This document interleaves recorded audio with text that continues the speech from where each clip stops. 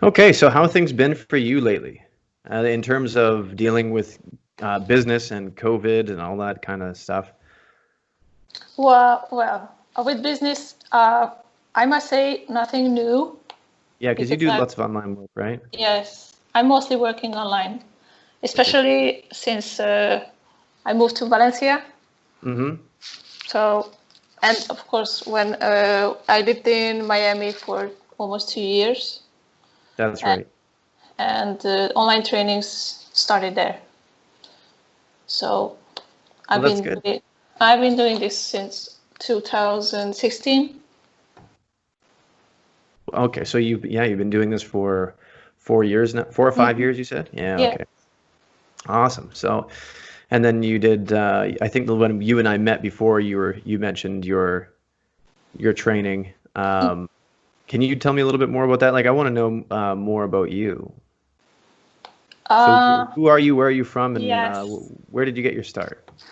I'm from Hungary. Okay. Uh, my original profession is a contemporary ballet dancer. I've finished secondary school, arts dance secondary school, and then I worked as a contemporary ballet dancer for 13 years in my home country.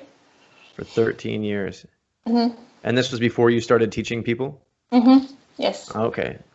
So, and I had a knee injury, a knee a knee injury. operation, and then I started doing fitness. I What mean, kind? I did the fitness and the dancing together for almost 6 years, and then Okay. I slowly started to do only fitness because I felt it's my dancer life. It's going to end soon, or sort of something like this, because Yes. of my knee. Right. So what kind of knee injury did you have? Nothing serious. I just had a uh, bursa. Bursa. Okay. So, what it, It is got that like, pinched. oh, yes, I know what you mean. It's kind of like a bursitis. Yes. It got Y- pinched into something, and it got into an inflammation, right. and they had to take out some part of it. So it's not that And, huge operation. okay. But that would effectively ruin your dancing career. Well, it didn't ruin it. I just had to take off, well, couple of months, 4, 5, 6 months off, Right. and then my personal life changed a lot. My Mm-hmm. Yeah, so it was like everything got not ruined, but changing. Right, So right. Well, things just change and people's minds change all the time. So yeah, I mean, for me, it's kind of the same idea. When I first started out, I had ideas to teach athletes, and I really wanted to teach athletes. And then I started to think about it, and then I realized they weren't the ones who I actually was going to be good at helping. I wanted to help people who have no interest in fitness, or not no interest, but who are not physical people and want to better themselves in whatever way they can. So it's really remarkable how quickly, once you get some perspective, yeah, how your motivations can change. yeah. So I'm on the other side than so you. you're training I, athletes. yes, I Yeah, mean, yeah. Well, I like to train people who are into fitness. I mean, they're not so much starters or beginners. yeah. Um, you know what I mean? Not especially athletes, but Mhm. It is fun, right? You know, yeah, you get to try a lot more new things with people who are physical people. yes, a lot, and I love Yeah. that. Uh, Advanced, yeah, advanced training. I have one client who's quite advanced in her physicality, and it's always really fun for me because I get to be very creative with her and Sure. just be like, "Hey, let's try this. Let's, and get her to do something crazy." And then she enjoys it, and I don't really have to worry about her being injured. Whereas when you have someone brand new, Yeah. It can be a little bit scary because you Yeah. don't know if they're going to break themselves in half. Yeah, but it's yeah, you can do a lot of challenges for them. Absolutely. So bringing that up in terms of motivations, what motivated you to change into what you're doing now? You said it was started with a knee injury and some personal things, Hmm. and without getting into too much detail, what exactly was the major thing that did it for you? What changed your mind? Uh, that in the secondary school, in the dance art school, uh, I wasn't fit. I was actually overweight. You were. Yes, I am. I mean, I was overweight to be a ballerina. Right. I had 2-3 kilos extra on me, so it's Oh, not really? serious, but it's serious for my height, Right. if and for a stage, to being on a stage, or for ballet dancing. So Really? so I got on my exams. I got most of the time 1 mark less because of my weight, Wow. and I struggled a lot with those. That's So absolutely crazy. so I'm totally on the other side now, and it's much better. Yeah, yeah, no doubt. Well, at least you get to be a happy and healthy weight, and so I guess that would be a good motivator. Yeah. And so that being the case, what motivates you now? What do you find that's driving you forward? Uh, um, well, I think I should break it down into two kind of things: what motivates me in my personal life, or what motivates me in my work. Let's just go with Uh, your work for now, and or maybe unless it's you're saying you need to break it down. Is that what you're saying? mhm. Okay, let's talk about that. um, well, because in my work, my clients, obviously, and especially enthusiastic clients, Hmm. um, they are really good source of inspiration, and probably the most strongest supporters. Of course. My clients, yeah, and Hmm. they say I motivate them, and I think they say I motivate them, and I say they motivate me. Um, so that's quite a fair play. Yeah, absolutely. uh, uh, but I honestly think this is what motivation is about: Of to course. to to give inspiration and motivation for each other, empower each other, pull or push each other. Um, because for a trainer, I don't think there's such good inspiration or motivation if your client progress or benefits of the work of their workouts, or you see the positive changes in Hmm. their mindset or in their body. Right. And in my personal life, uh, my workout, my workout motivates me, and music. Music is what motivates me a lot, uh, and not only when I'm working out. I mean the motivation, but when I'm meditation or just listening Of to some course. nice music. Yeah. So do you find that what the music that motivates you the most, is that like a rock song or a dance song, something that has a consistent beat? What kind of music does it for you Uh, usually? what type of music? You don't want to know what type of music I'm listening to, I Of think. course I do. I love all music. Uh, I'm not judging at all. um, to get myself and my mind calm, it's like really like healing and meditation music I love. Mm-hmm. When I need energy and power, it's trap, drum and bass, trance, Yeah. six. Yeah, No, it's and that's a lot of people that totally have the those. opposite. Yeah. Yeah, there's something about like I don't listen to a lot of trap, but I know what it is roughly. But I find that I can get motivation from the weirdest places. For me, there's actually um, a film score that I listen to. Mm. And yeah, and it's from an old Western movie. So, yeah, and I actually play it at the end of my podcast, and it's by a composer. He wrote the music for the movie The Good, the Bad, and the Ugly.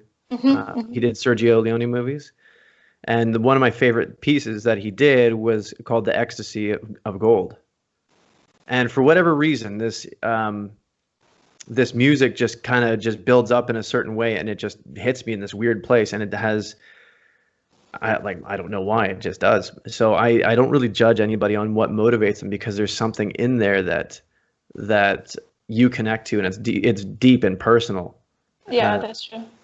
Yeah, absolutely. So, well, that's, you know what, and talking about what you said motivates you with your clients and with yourself, it really does feel like, to me, that motivation is a group effort. Yeah, And absolutely. there is an individual component to it, but it definitely can be a group effort with your peers.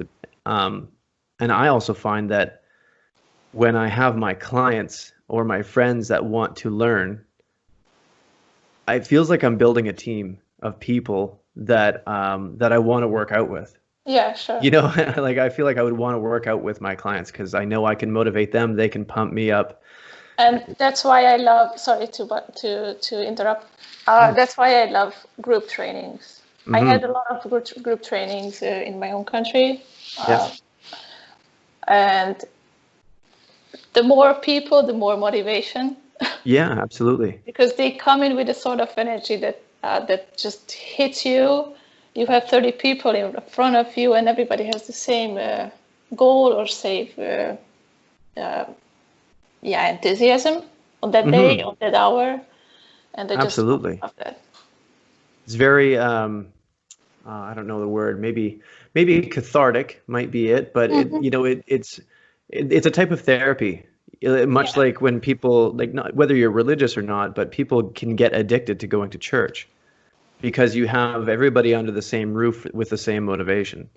yeah, And it's that social part of our minds, of our monkey brains, is very powerful. yeah. At least I've found that to be the case.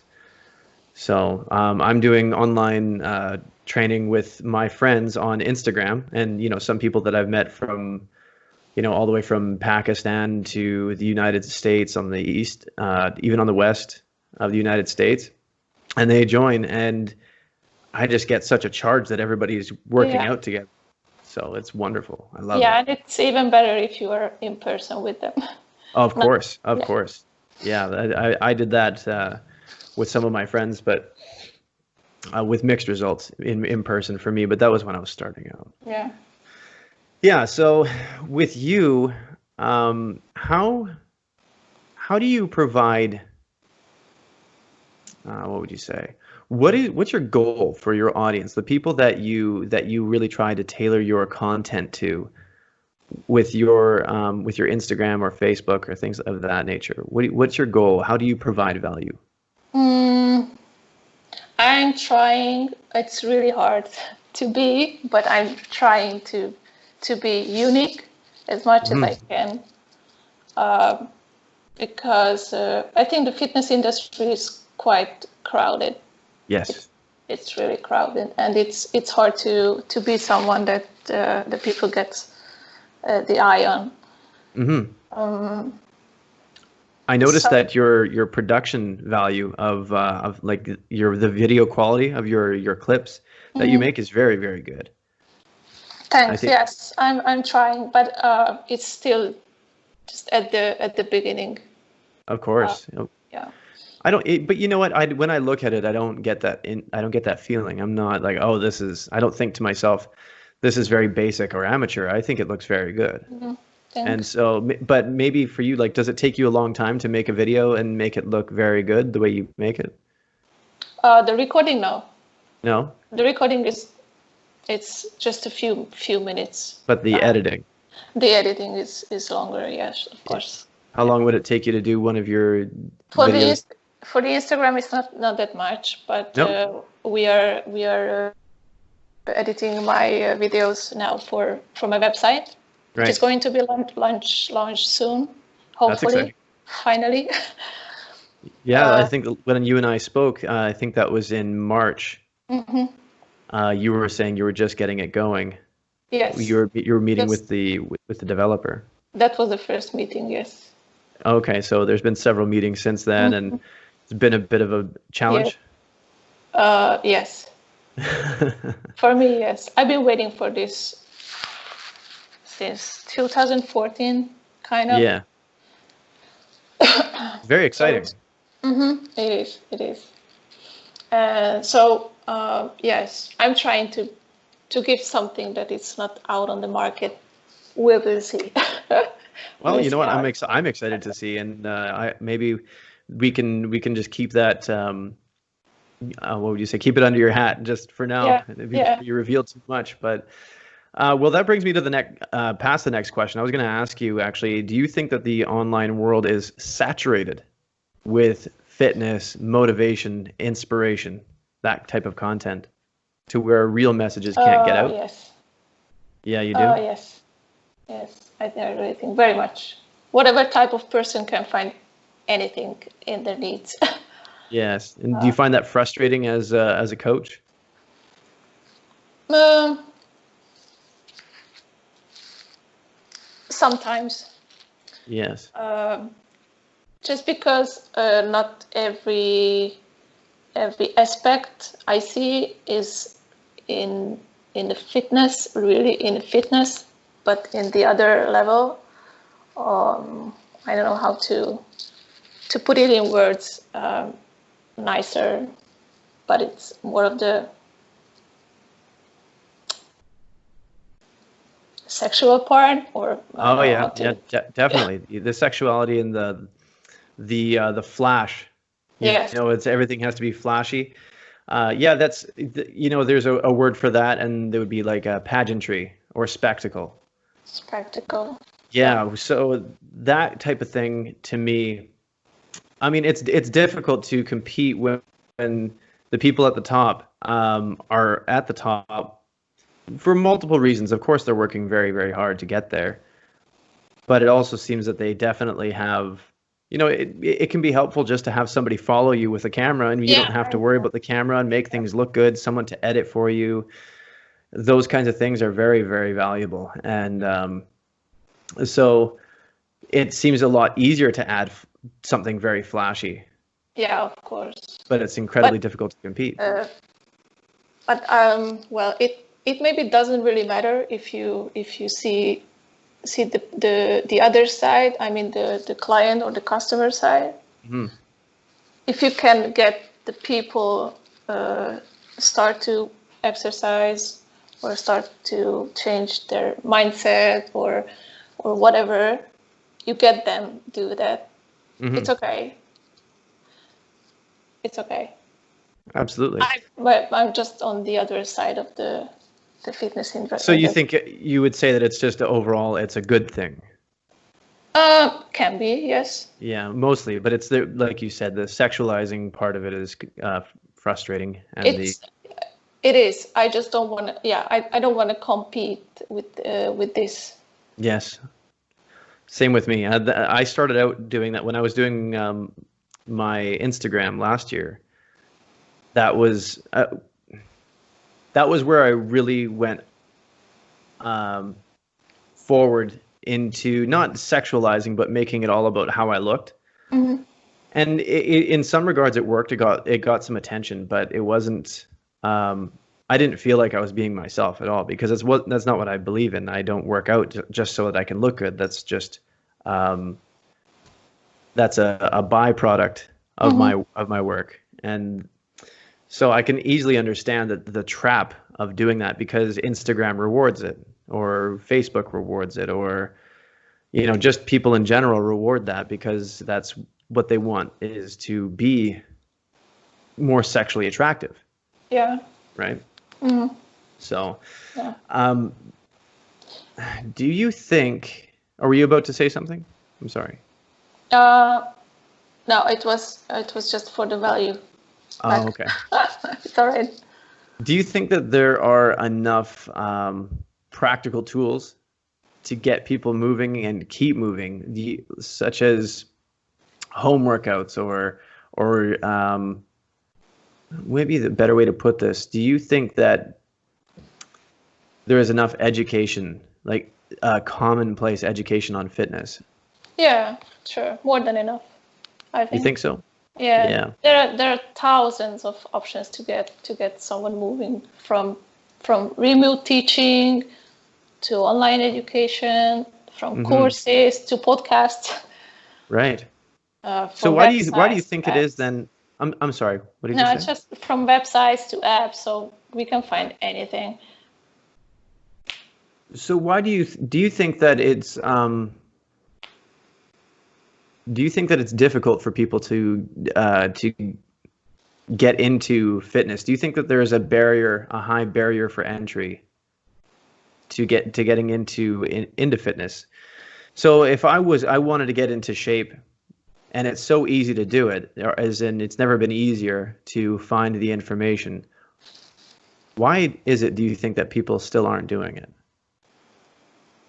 They don't have the effort, the right Right? effort, or they they have lack of dedication, or they just have to change their perspective,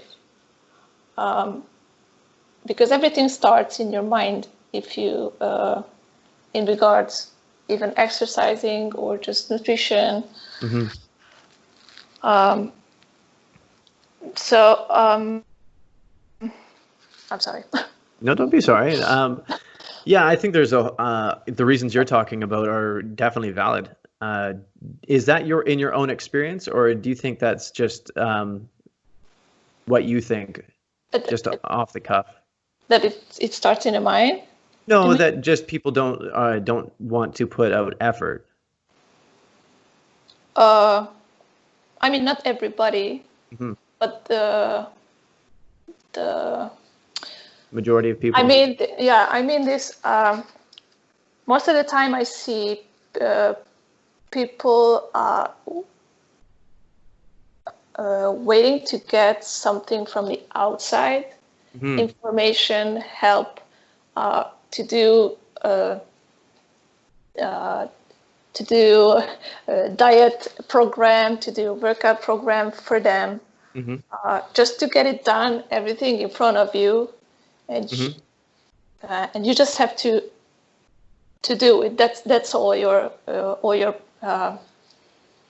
practice in it. But to do it with an effort, it's a little more deep. You should go behind those. Right. Why you get the disorder of the work of the exercises? Why you get this diet plan or nutrition plan? Yeah, having a knowing why you're doing something is very important. Yes. Yes, absolutely. Getting much deeper into the motivations of people it seems to be the hardest part, especially when you don't want to exercise and you know you have to. I think that's the worst. Yeah. Creating that belief that you can. I think a lot of people don't believe that they can do that. Yeah. I think some people, most people, have given up on those ideas for many reasons. Some people have gotten injuries, things like that from just even walking. You know, they roll their ankle off of the sidewalk or on the road or something like that, or have car accidents and just assume that there's nothing they can do. And I hear this all the time. Someone will tell me, well, I've had several knee surgeries. And they'll say, oh, I can't exercise. And I say, well, no, you can. You can at least exercise everything but that spot. Yeah. That's a whole bunch of your body that still demands that you use it. Yeah, that's why a customized or really personalized exercise and the nutrition plan is important. Mm-hmm. more important than the workouts you find on Google, and you start to Right. do without any knowing what are you Absolutely. actually doing. Absolutely. And that's especially for the one of the biggest motivations for people is weight loss. Yeah, So you can't really lose weight just by exercise alone. You need, weight loss really happens, or fat loss happens. They say the expression, fat yes, loss happens in the kitchen, and it's true. And not only that, but when you're first starting out, you certainly don't want to have to think too much about all the extra things. Your trainer or your coach is supposed to be at least answering those questions, and then of course providing some sort of loose fitting plan. Because yeah, I mean, unless you're a dietitian, you can only guide people on what they can and cannot eat or what they should eat. But nonetheless, just telling people what to avoid is a huge benefit. yeah. Is especially if they're just starting out. Tagging on to that, when someone's first is trying out, say I'm a new client of yours and I wanted to lose weight, what would you what rules would you give me for eating? What would you say to me? So don't uh, count, don't overcomplicate Hmm. this. Don't count calories. Yes, This is absolutely. the first thing I would say, because this is the counting calories. It what makes people don't stick with the long term Hmm. nutrition advice. Hmm. Um, and the whole process of the eating habits, and I wouldn't say dieting actually, because the diet words is already a little bad word. Yes. Yeah. It has a weird meaning. People feel that they are already stuck in I'm doing a diet. I have to count the calories, count the grams, count everything, and it's really hard to do it in long term. Absolutely. Uh, you have to find your own meal Hmm. plan. That's right. Uh, there's a guideline. Hmm. Uh, you put you divide your plate in three portions. Right. One of the biggest part would be fibrous carbohydrates. The other biggest part, protein, and the smallest would be starchy carbohydrates. Right. Uh, and in terms of that, my plate would look like starchy carbohydrates are the biggest portion, protein, and then the smallest would be the fibrous. It just depends on your own body. That's right. See, I totally agree, and that's I think people understanding that the entire experience of weight loss or even transforming your body to whatever you want it to be is entirely an experiment.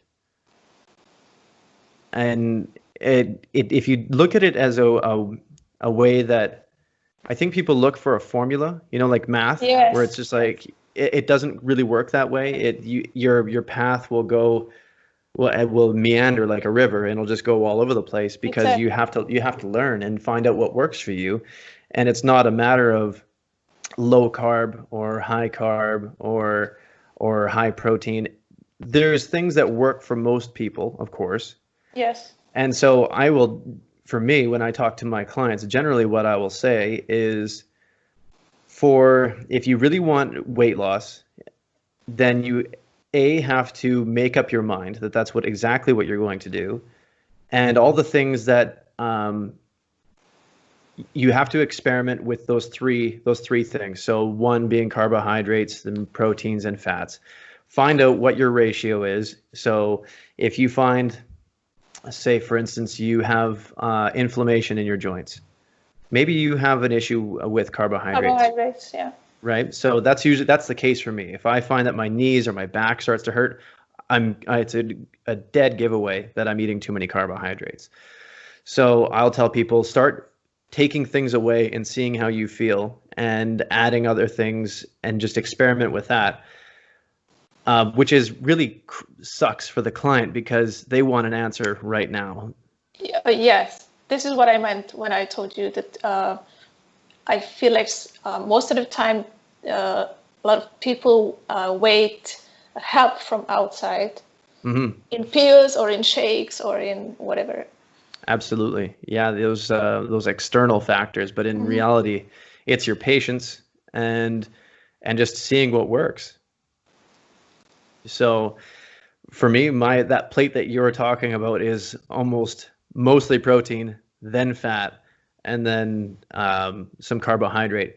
But it also gets more complicated as it turns to winter, and I start getting, if I'm really, really lean, I was very lean last year.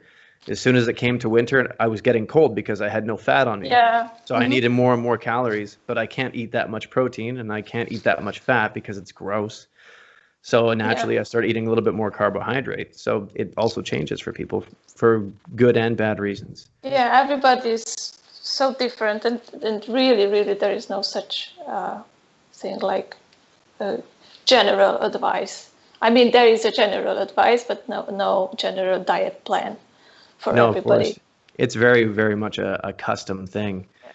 And it's those little details I find that you find out about yourself that matter the most. Yes. Or not matter the most, but get forgotten. So you've heard of the 80-20 rule. So 20% 20% of your input will give you 80% of your results. Yes. And that's the case with most things. So for me with diet, that extra percentage that I'm forgetting, like even though I'm getting most of my results from, okay, how would I say this? Conversely, 80% of my input is only giving me 20% of my results. If you're to think conversely. So, but that also means that there's details in that little bit that are outside of the majority that are also going to give you clues as to what you should and should not be doing. Yeah. So, and I mean, I'm not talking about weight loss. It could be something as simple as, or something as complex as arthritis. Yeah. That's been my experience. So for me, I know, like I mentioned earlier, carbohydrates are one that I have to be very careful of so that I don't have joint issues, and hydration is a big one for me. I get dehydrated very easily. I don't, which could mean I don't take enough minerals, things like that. Absolutely. So, and that's the case for you. What do you find is a marker for you? How do you know when you've done something wrong? In my eating? Yes. I measure myself every morning. With like a tape or a scale? On a scale and on a tape, is it? Yep. Measuring my waist. Of course. Yeah. So I absolutely know in the next day what I've done yesterday. This is in terms of weight loss, right? Yeah. What about things like other ailments? Maybe your brain is, you're maybe depressed, or you're foggy. I don't know what expression you would use, but if you get that brain fog where you can't think, your memory is bad. What do you, or you have maybe you have skin issues. I know I get skin issues from dairy. What things like that do you have that aren't too personal? Fats are not really. I just feel bad. My stomach when I eat too much. Well, not really too much, but too much for me. Right. Fats. Of course, I tried the keto diet, but it wasn't good for me. No, of course. Some people have a really hard time with it. And from what I've noticed is it's not everyone, but many of the women that I've talked to about the keto diet didn't like the keto diet for them. But men seem to do fine with metabolizing fat, which is, when you say it out loud, isn't surprising. But yeah, so I usually find that fats and the keto diet in particular is also temporary. It's very difficult to sustain it. And I think it's a good tool to use if you have the mind to use it as a temporary tool. You know, you want to lose weight. Well, you can lose weight and you will lose weight, but don't expect to be doing it forever, which means that once you feel that the diet is over for you, I find that it's worth it to start experimentation again to see what works. Otherwise, you just balloon. Yeah. Yeah, that's why it has to turn into a lifestyle and not just I'm doing this diet for 3 months or for 6 months or something like that. You have to slowly start and do the steps to make progress and to turn it into a lifestyle like you don't even know about it turned already into your lifestyle into your lifestyle, so kind of. Yeah, yeah, You know what I mean? absolutely. I do, yes. But moving on, because we can talk about diet all day. But when you are, we go through waves in life where things are really, really good, even personally or professionally, physically while you're exercising. And the expression is that when your chips are down, when you're not doing well, how do you get back into action? How do you get back up on the horse after you fall off? What tools do you use mentally and physically? I've just started to learn meditating. Yes. So this is one of the uh, my biggest goals now, just to learn it and really do it as it is. It should be done. Okay. I'm not really good at switching off my brain. I have too many thinking. Right. Things in my mind always crossing and coming in. I just yeah. So this is what I'm doing now. I'm learning, and the same, working out and listening to music. How long have you been doing practicing meditation? Since COVID. Since COVID, so around the middle of March. Mm-hmm. And you've noticed a difference in yourself? Absolutely, yes, absolutely. That's wonderful. That's really good. For me, my meditation practice is always it is the one thing that will always suffer because I've meditated for the past 2 years off and on.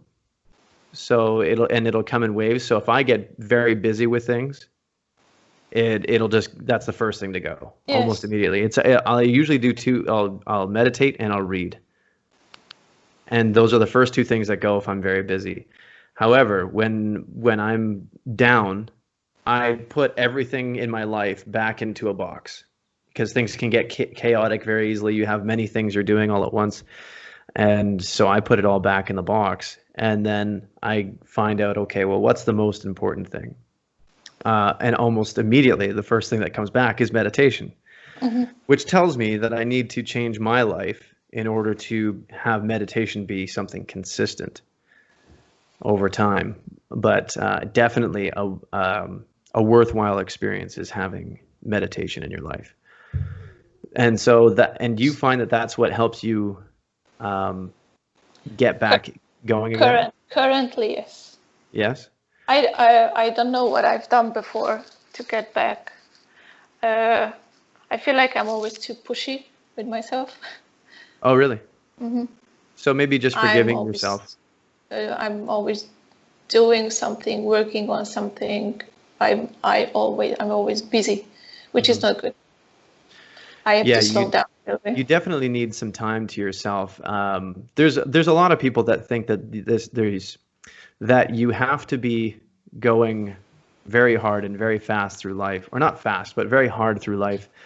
And I just think that that's not quite true. I think you need to understand that there's seasons to life. Yes, absolutely. And I feel it in my workouts. Yes. The first thing I feel this on are my workouts when I hit my limits. Yes. On my everyday life, doing Absolutely. everything, being busy. I feel it on my workout. Really? Then I have to, yes. Then I have to take a break, just a couple of weeks. And how do you normally feel it? You just find that you have more pain? Yes, Yeah, absolutely. in my muscles. Absolutely. Yeah, that's usually if the joints go for me, I start feeling pain in my joints. That's when I know I'm doing something wrong. That's pretty much the thing that tells me I've done too much. Mm. So, Yeah. yeah, and I think once you start getting into fitness and you start doing very well at it, that it becomes very easy to use it as the primary method for stress relief, and you Hmm. don't know how to stop. Yeah. It's it can be an addiction. Absolutely, Yes. absolutely. For me, that's I had that last year was a very difficult year, and what I did is I was working out. I think I was working out maybe 5 days a week, which isn't the most you could work. Obviously, you can work out 7 days a week and more than once in a day, and I had done that also. I was teaching my clients, and exercising with them. I would be running everywhere because I thought that was fun. I would be cycling to go see my clients, and then I'd come home. I would do a heavy kettlebell workout, and then and do cardio on top of that. So just my workouts, were 2 hours, and Yeah. this was all to deal with stress.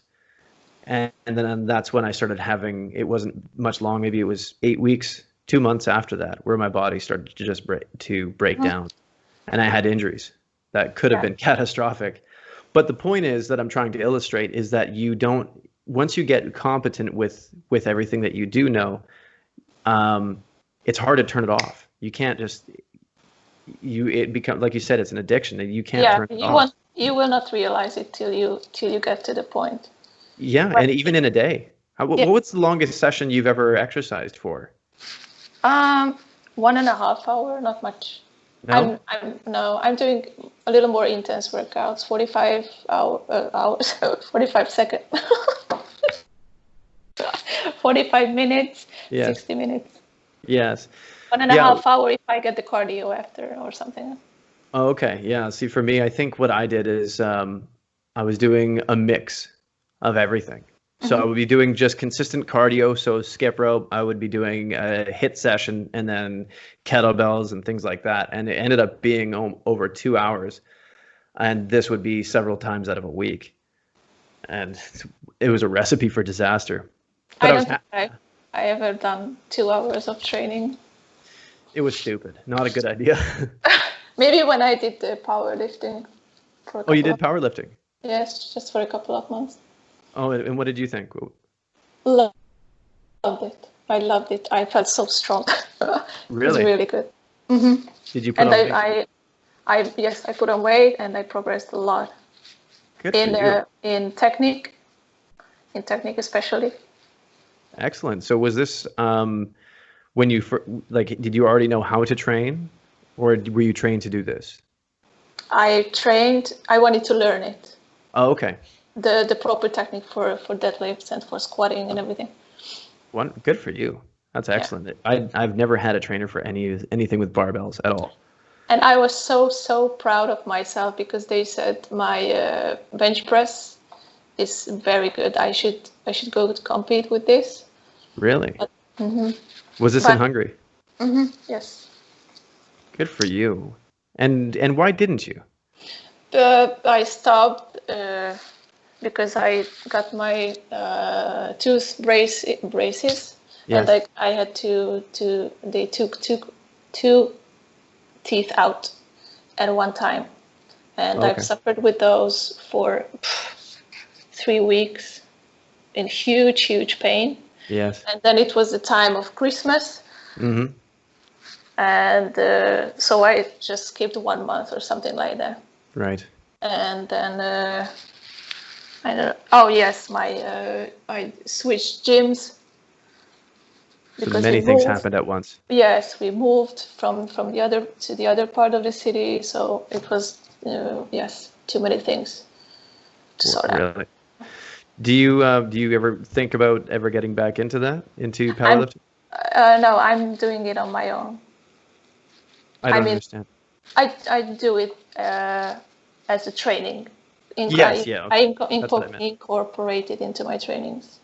That's good for you. So are you progressing with that now? Now, no, I am at home. No? I don't have weight. Oh, yes, yeah. Well, the restrictions are getting I changed tomorrow. So I don't know when gyms will be opening again, but I can't wait to get back to the gym. you and millions of people. I love going to gyms, but I find that I'm very selfish and competitive when I go to a gym, and so I get angry if people are in my way. It's me. It's no one else's fault. I'm a problem. So if I I go know. to the gym, I am the same. how are you? Yes, sure. I I can. can't. Yeah. I get so angry if someone's in my way, and I can't do it. So I've condemned myself to building my own home gym so that I can be an absolute animal. Yeah, of course, that would be the best. Yeah, That's absolutely. one of my plans to have an own place for all of Your own this. gym. Hmm.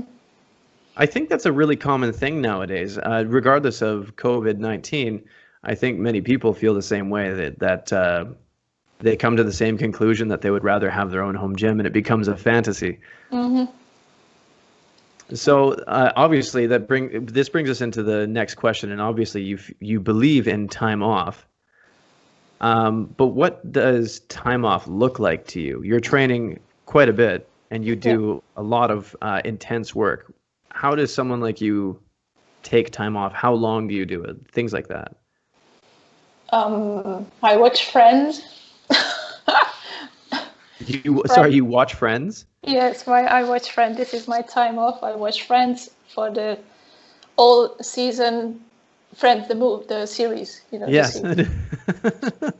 Uh, all the 10 season. I think I saw 8, 9 times Wow, already. But I still, you're a super fan.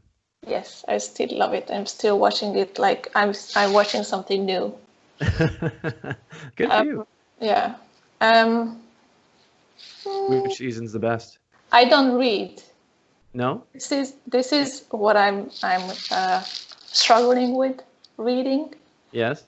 Yes, I don't know why. Well, actually, I know why. I don't have the mind for it. I'm Mm. reading, and I don't know what I read, so I have to Oh, get yes. back. So it's really bad. I should learn that too. Yeah, I struggle with the exact same thing. One piece of advice that I got from a book, obviously that I managed to get through. He gave me the advice that is to when you read a book, especially fiction, like good works of fiction, is to do your own book report. So summarize what happened in a chapter. So if you read a chapter every night, summarize it, and then it forces you to remember what happened in the book, even if the memory isn't great. Just making it a practice, and then you start to practice memorizing things like that. And I found it to be very helpful, but I have to have the time like that. I will read for 30 minutes to an hour, and then I have to have time to go and write it down. Yeah. I mean, I'm not even meditating, so. Or just record it on your phone.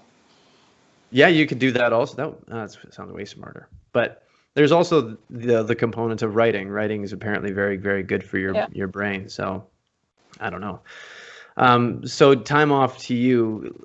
You like to watch Friends. How often do you do this? Like, do you do you work out in waves? Meaning, say Yes, you go hard for 6 weeks and then you take a week off. absolutely. And it's not always because of on a purpose. It's Okay. I just I push it so hard that I like for 2, 3 months, and after I got down, Yeah. and I have to take not 1 week, but a little more off. Right. So to get my inspiration, my motivation back, and to get on track again. Yes. But this is how it is. I think it's normal to get up and downs. I think so. So do you change your diet also? Like do you eat terribly for that week or two that you take off? I'm not dieting. You just eat what you want? Yeah. I'm not counting calories. I'm not counting grams. I just have the guideline I told you. Yes. What I eat mostly. I eat those because I like those. Okay. I don't eat chicken breast because they told me. I eat it because I like it. What are your vices? What foods? Like for me, it's sweets. I like to eat. Rice. You love rice? I love rice.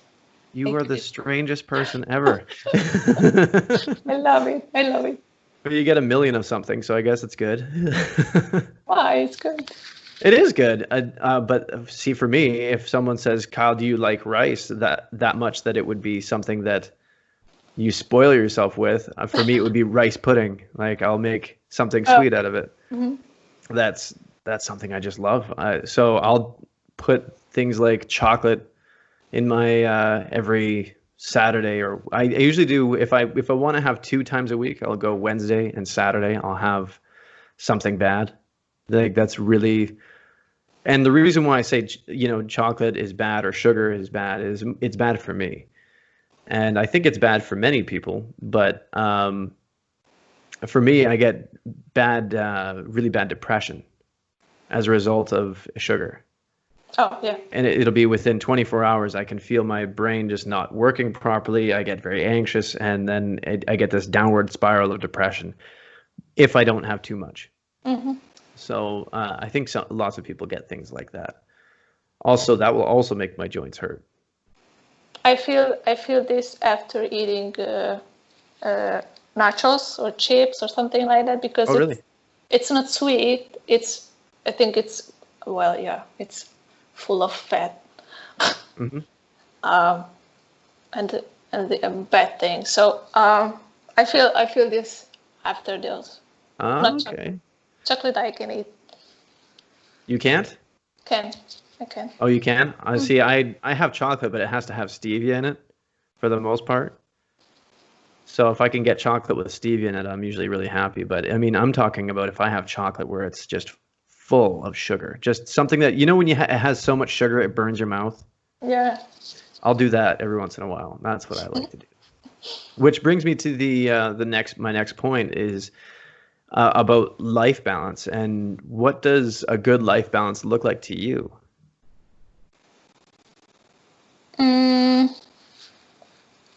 Life balance. Do you allow yourself to go off the rails and just eat terribly? Yes. Yeah?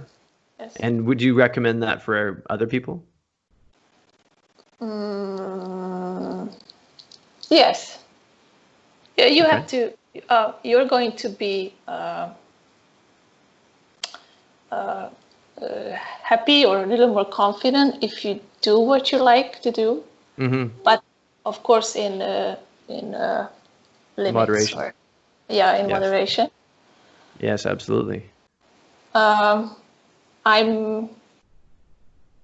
don't really have so strict things. Sorry. No, you don't have to be sorry. It's all good. I don't know how to put it in words. I understand. And I understand that what you're saying is it's better to just be more confident and less neurotic. Yes, exactly. And if you don't spend too much time thinking about what you're eating, at least not too much, understand what you need to eat mostly. And if you want chocolate or you want some ice cream, go and get it. Just don't eat all of it. Don't eat all of it, and don't eat it in the evening. Yeah, that's a tough one too. Mm-hmm. Because I think that's when most people's insulin spikes.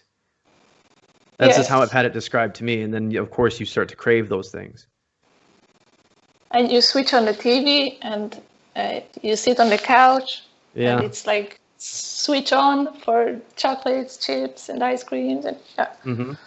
Oh yeah, no, that's exactly. And I can see a whole menu of Uber Eats in my mind whenever when I start sitting at the couch. So you said you don't really read much. What sources of information on self-improvement do you go to?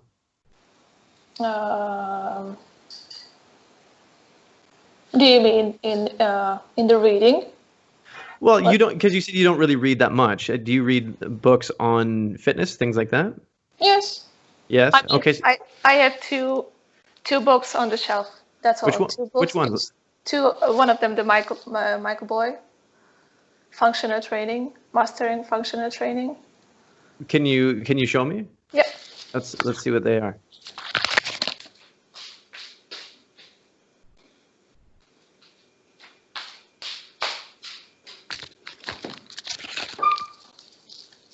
This is Hungarian. Oh, this is in Hungary. Do you know? I wonder if they're translated. So Michael Boyle. Oh, I'm willing to bet that that's that this will. Can you pull it down just a little bit more, or bring it back towards you? There we go. Okay, so mastering functional training.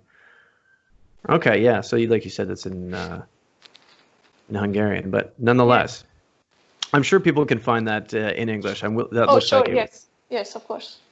And what other books do you have? Actually, just tell me a little bit about that book. The Michael Boy. Yeah, or just about that book in particular. What does that book center on? Functional training, and it's the basics of how to structure a workout for athletes, Really? or not really only for athletes, but just for a person. How to structure it, what sort of exercises to put into a functional training, how to use these and these tools. What does functional training mean to you? Like, what does that mean exactly? For just somebody who doesn't really have a good idea. Movements that are useful for your everyday lives. Yes. Like picking up boxes or just carrying your groceries. Yes. Yeah. Absolutely. Oh, that makes sense. Yeah, and I think a lot of people might understand that just from the word, but it always seems to be that a lot of people use these words or use that word and they use it incorrectly. Say, oh, this is functional training, and it can be as simple as doing burpees. Well, tell me, when are you doing burpees in your everyday life? That's not functional training. Yeah. Yeah. So, but I find that's what a lot of people do, is use that word incorrectly. What other books do you have there? The other one is Chad Waterbury. It's Hungarian. It's in Hungarian as well. Okay. Chad Waterbury. What is that book called in English? It's how to gain muscle fast. How to gain muscle fast. Yes. And does that have a lot of diet advice in it? There's a diet advice in it, but I skipped those. Oh, okay. Well, and what information do you go to in that book the most? It's a whole workout program. Oh, okay. I see. So you like to. Is this again Michael Boyle? No, it's Chad Waterbury. Oh, Chad Waterbury. That's right. Okay. And so you just kind of try to get as much information out of both of them as you can. Yeah, sure. That's smart. And do you go on YouTube much for any type of information? Yes. Where do you go to? Not for for learning. I'm watching AthleanX. Oh yeah, Jeff Cavalier's the best. He's love so good. He's awesome. I think he seems to be the staple of everyone, every trainer, because you just he gives you so much information. Yes. But for learning, no one else, I think. Just to get some impressions about, like new impressions about learning to see new exercises or new perform new workout program perform or something like, Yes. I have to refresh always. Yeah, absolutely. Because you can get stuck thinking in one particular way. Yes. Very easily. Excuse me. So, what tools do you use in your life? Meaning, well, there's a couple different ways to think about this. One is how you eat. Some people use things like air fryers. Are you familiar with air fryers? Air fryer? No. Okay, so it's like it uses convection heat to cook your food, and you can fry food with it instead of using oils. Or people use slow cookers, things like that, or rice cookers. So I'm just going to go through these tools in different areas of health and fitness. And to give you an idea, one was the cooking tools. What tools do you use? Do you normally just cook foods the traditional way, just with a pan and a pot, and just work with it that way? Absolutely. Okay, good. How about with fitness? What are 3 fitness tools that you can't live without?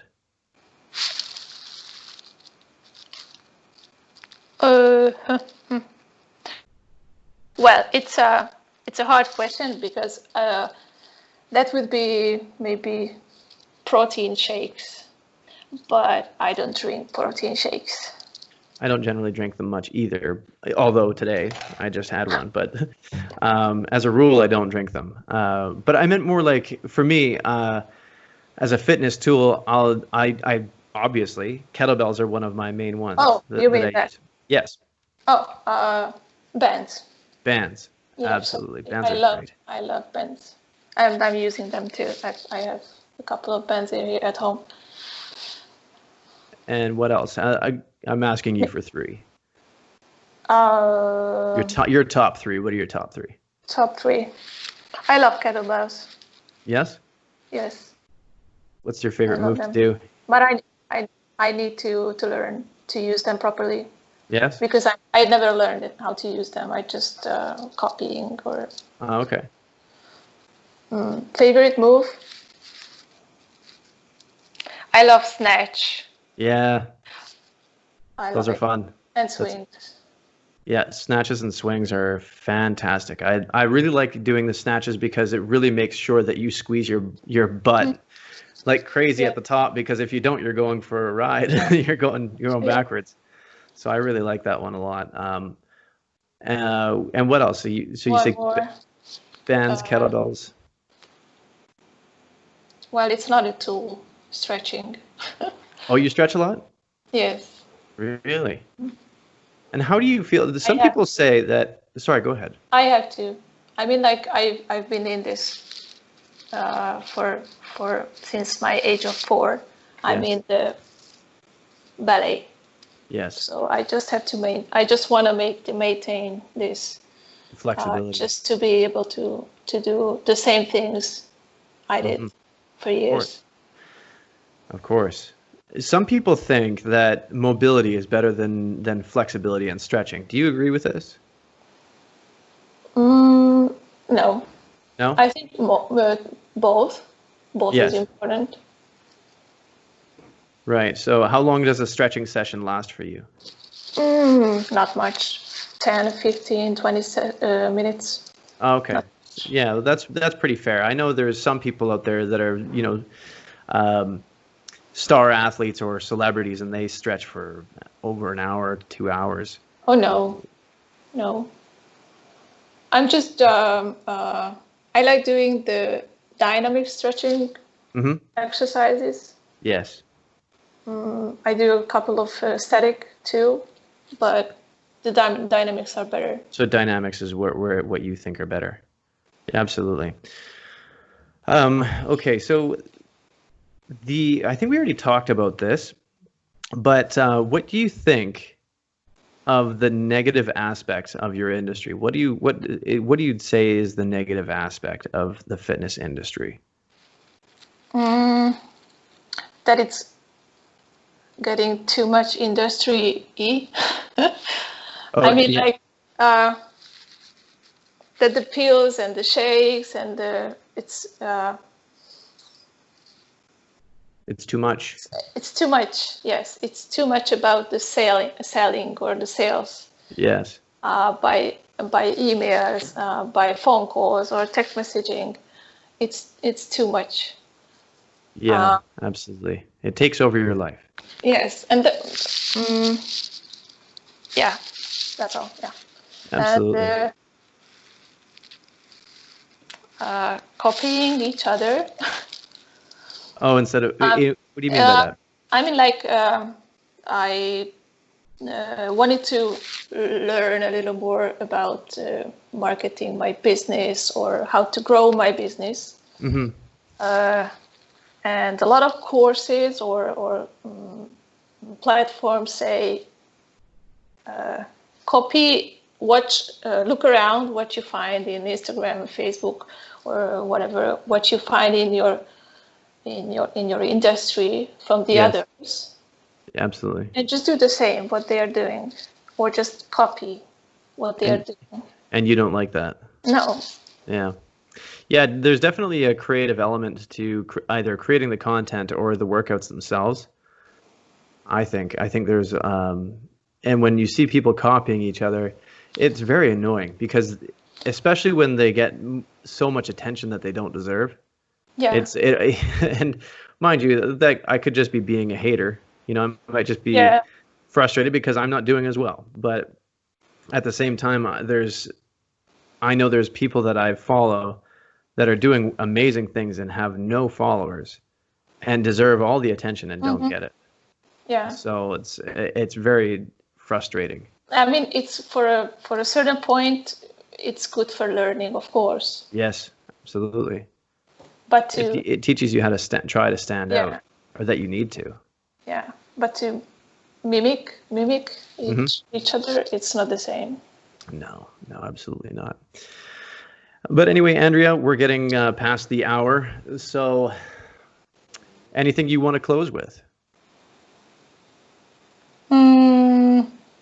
Looking for launching my website. Right. And what's the name of the website? Andrea Toth workouts.com. Andrea Toth workouts. So that's Andrea Andrea T last name Toth TOTH. Yes. Right. Okay. And workouts. .com. Wonderful. That's exciting. So where else can people find you? I'm assuming you're going to say Instagram and Facebook. Instagram and Facebook. And what's your Instagram handle? Andrea.toth.wo.